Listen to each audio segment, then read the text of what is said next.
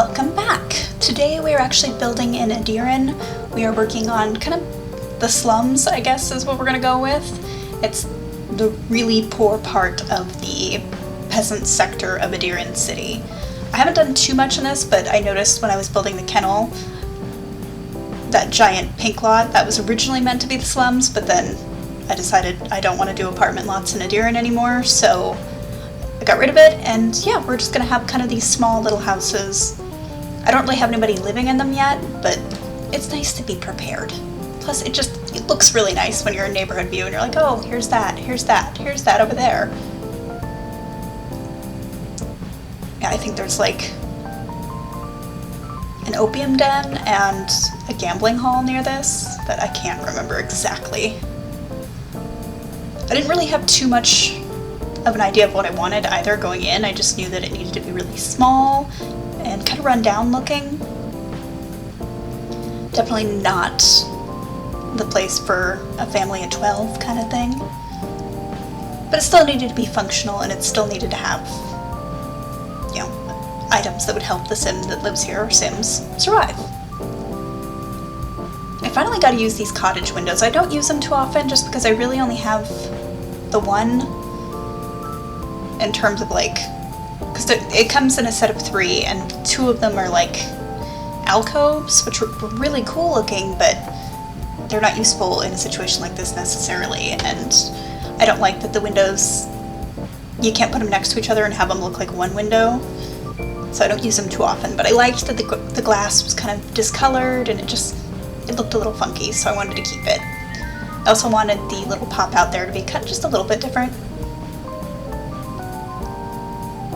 I'm going to use my rattiest Tudor walls, which always makes me happy. Eventually that mailbox will be invisible, but usually I just recolor it right away just to help me, because otherwise it's very distracting.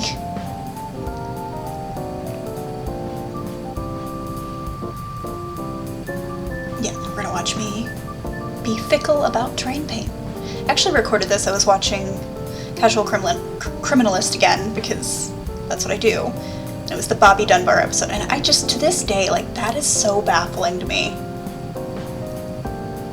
I mean, that's the world we live in today, where, like, if you're extremely wealthy, basically you could buy yourself a kid, but just, it's so bizarre that it happened, and that the family then is, to this day, really mad at the one family member who basically got DNA testing done and is like, yeah, no, he's not who we think he is.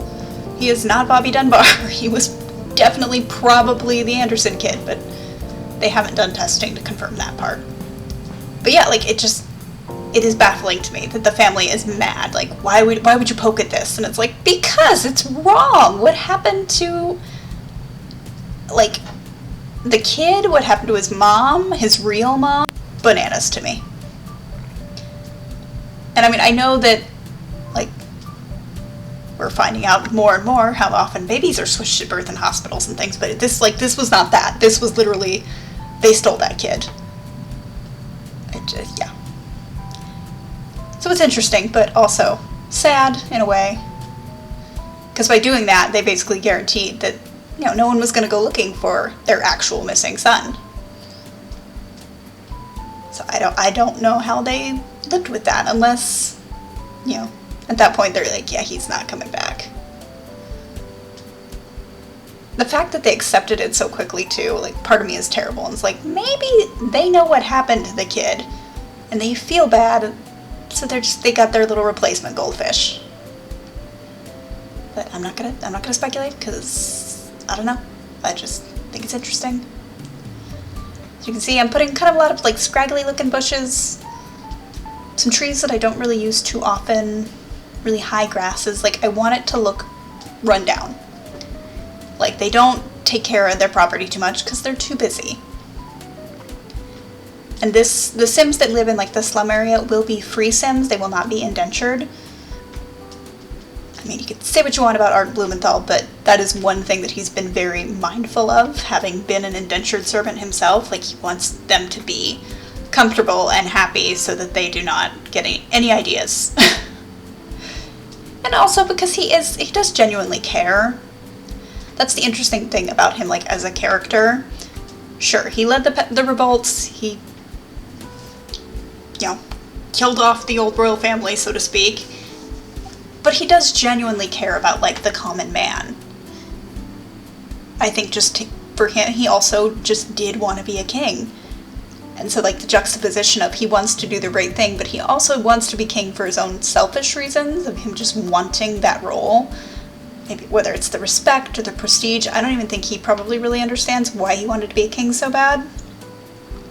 But it's interesting, because I have to try to balance out his character with, like, yeah, I mean, it's great that he did some cool stuff, but, like, there's still indentured servants in Edirann, and he seemed pretty against it to begin with. So, yeah. There's times where I think I should try to play Edirann on, like, a recording, but I know I'm bad enough in the Uberhood. Like, you think that I'm spacey on that, you have no idea. I'm a space cadet, and I know this, so and I sit and fiddle with Edirann a lot, too. A lot of it is just lots of dice rolling. So, it's not very interesting. I was trying to pick out plants that looked like something that they could have gathered in the wild, but again, look kind of scraggly. Like the dandelions, I think it's turmeric, but it just looks like a wild plant that was pretty easily harvested. And then the fallout plants, which I just think are really cool looking, and I like using them for a bit more rundown lots, just because, like, with all the roots and everything, they look really cool. I also think I end up swapping that out for a Dragon Age plant, maybe? Yeah. So yeah, like, they have their little garden that they're surviving on. They probably worked somewhere. Obviously, I don't have a family that actually lives here right now, but I'm speculating. That's one thing we do not need in Edirann is more Sims. I think right now we're at 240. That's a lot of Sims. And I've had to rebuild this neighborhood multiple times. I still keep forgetting to check how old it is. Because I started posting it on Tumblr like a year or two into playing it. So it's older than any of its internet presence, but there should still be posts that I can find. I just forget. But I mean, it's at least 5 years, probably closer to 8. Which just blows my mind. And I've rebuilt it. This is the 3rd or 4th time? Can't remember which. One time I had to rebuild it like directly after rebuilding it. I was very upset. So now I try and make sure that I back up frequently.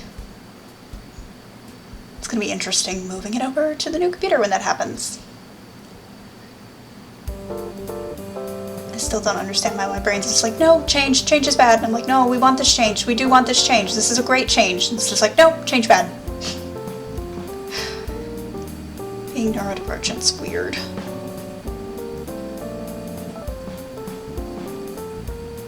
I wanted to give them flowers just because I thought they looked, kind of nice. And I was also just trying to use plants that I don't necessarily use a lot for whatever reason, because it felt right. They felt kind of scraggly and wild, like something that you would find in a house that's not very well maintained.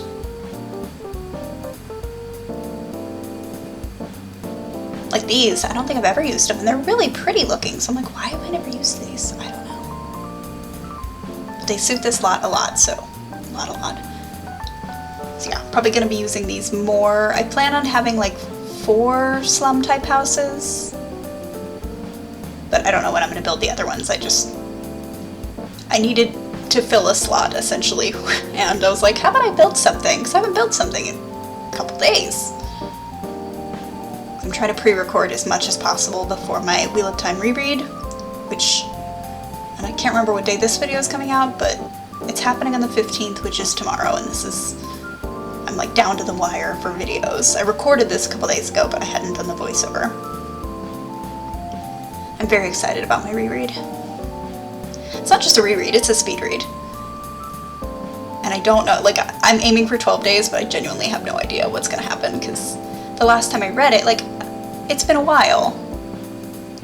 And usually when I read it, I go very slow, so I don't know. We're gonna try for my goal and see what happens.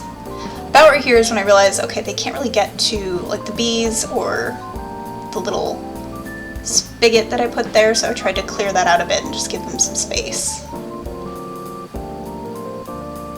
I like this grass. I use it way too much. But it's pretty. And then I found like these Skyrim mountain flowers that they're a little bit scruffy looking, and I was like, yes, these are perfect. Why don't I ever use these? Although for these I at least know it's because the death flower, the needs to be trimmed back state, I can't remember what it's called off the top of my head, is broken, and I forget that every time, and then it's all wonky and I get sad. Okay, I'm just plunking down even more grass. I don't really like that patch by the front door. It doesn't look super, I was gonna say realistic, but then I was looking at all of it, I'm like, none of it would not be this densely packed unless like the area around it was. But it will be. By the time I'm done building, the entire area is just gonna be overgrown madness. Because the idea too is a lot of these are not, occupied, so of course they're overgrown. Yeah, we're just about done here. So let me know what you think about this lot, just kind of the slums idea in general, if you think that I kind of got that aesthetic. Yeah, we had some pink flashing towards the end. But yeah, if you like this video, definitely give it a like, and I will see you in the next one.